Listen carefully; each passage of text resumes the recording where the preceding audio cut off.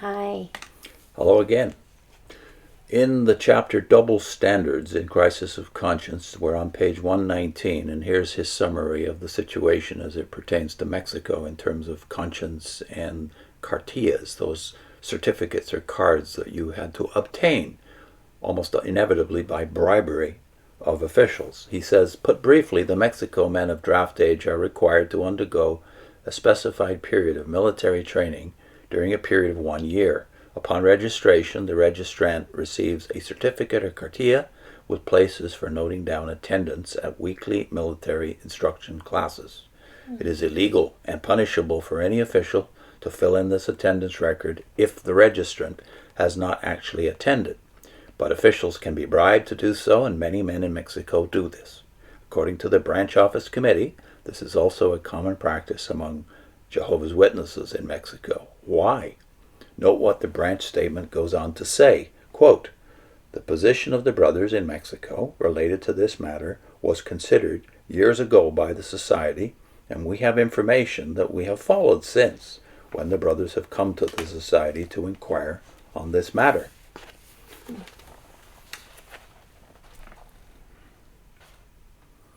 Okay.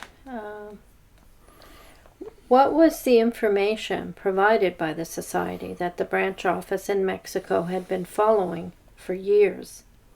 How was it supplied? How did the information provided compare with the position taken in Malawi and with the strong, unbending statements made by governing body members against even the slightest suggestion of compromise, against any form of moral support, either directly or indirectly, of the military establishment? I made a trip to Mexico within a few days of the November 15, 1978 governing body session, which had resulted in a stalemate on the alternative service issue. I was assigned to visit the Mexico branch office as well as those of several Central American countries.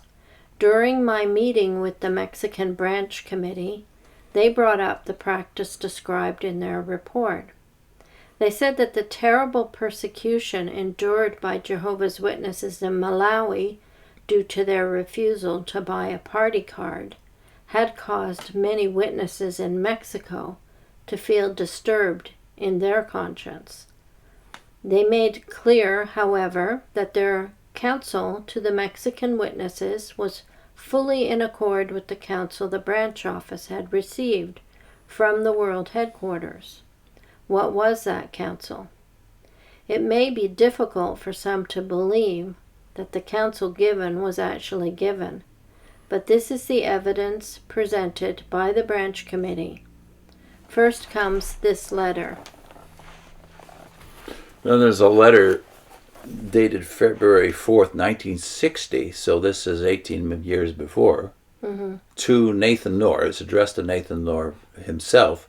There's a paragraph in about an adulterous situation. That's not relevant to our point. And then he takes up the subject, the branch takes up the subject of the alternative service. And here's what they have to say. Another thing that has to be contended with here is the law to march as part of the military training program. After marching for 1 year, you get a card showing you have marched your 1 year, and this card is your basic document to secure a passport, a driver's license, and in fact many legal transactions. The brothers understand the Christian's position of neutrality with regard to such matters, but many brothers pay money to certain officials, and they arrange for their marching card.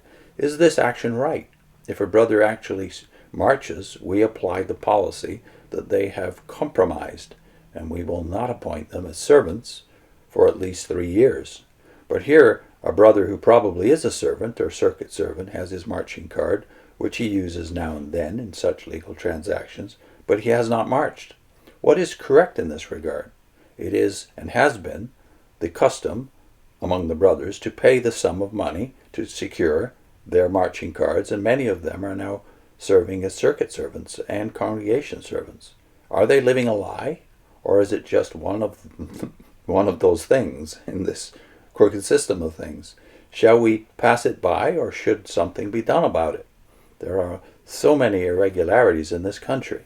A cop pulls you over for some traffic violation and works for his merdida, I think mordida, I can't quite read it, or little bribe of 40 cents. Everyone knows he has no right to do it, but they give him the 5 pesos in order to avoid going to the police station to be charged 50 pesos and waste such time.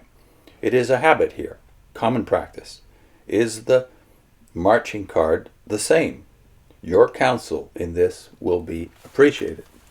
Now we're back to Ray. He says, what you have just read is a copy of a letter from the Mexican branch to the president of the society. The second paragraph, the one that David read, of which shows the question the branch presented for answer on the paying of bribes for a falsified military document.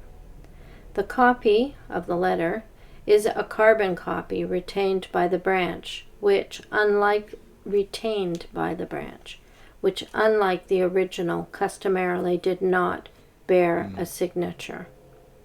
Well, I think you can see what the real problem is here. The people in Mexico are unsure, but until the Malawi situation arises, they're going with what they understand is the branch's policy or the society's policy. Yeah, I think what it illustrates is that they don't have educated consciences. Yeah. They want a ruling, a given statement. They want somebody else's conscience to tell them what to do. Exactly. So it's not that they know what to do. Now imagine if they had known what Ray tells us here, namely that even at the branch level, at the governing body level, there's a stalemate about this. 18 years later, there's a stalemate. Yeah. And yet you've had this policy in place for 18 years, and these uneducated consciences are looking to you for the divine guidance, and your governing body is divided on this issue. It sounds to me as if each branch committee made a decision, told the society about it, the society rubber stamped it. Or not, yeah. But in this case, they both got rubber stamped with okay, and they're opposites. Yeah. So it's the conscience of whoever's running the branch seems to be the one that's dictating how all the brothers in that country have to behave. But as Ray has said on many other issues in this book and in Search of Christian Freedom, this is the way the governing body operates. It's usually pragmatism, and we're in a hurry. We need a decision, and we need a policy. Yeah, well, that sounds okay. That sounds good. Go ahead.